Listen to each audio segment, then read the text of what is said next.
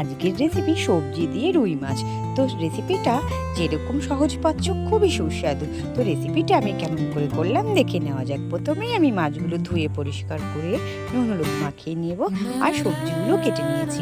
এবার আমি কড়াই গরম বসিয়ে দিয়েছি, তেল দিয়ে দিয়েছি, মাছগুলো এক এক করে ভেজে নেব।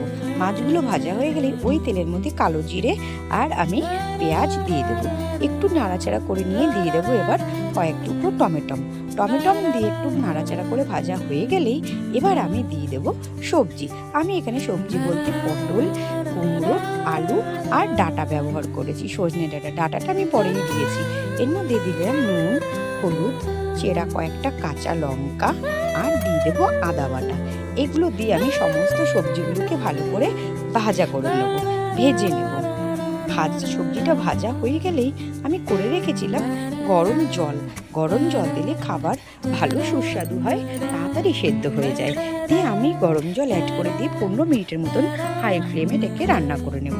সবজিটা যেই সেদ্ধ হয়ে আসবে, সেদ্ধ হয়ে গেলে এবার ভাজা মাছগুলো আমি দিয়ে নেব, দিয়ে একটু নাড়াচাড়া করে 5 মিনিটের মতন ফুটিয়ে নেব। তারপরে কেটে রেখেছিলাম আমি ধনেপাতা, এগুলো আমি কুচিগুলো ধনেপাতাগুলো দিয়ে নাড়াচাড়া করে নামিয়ে নিলেই আমার সবজি দিয়ে মাছের ঝোলটা রেডি।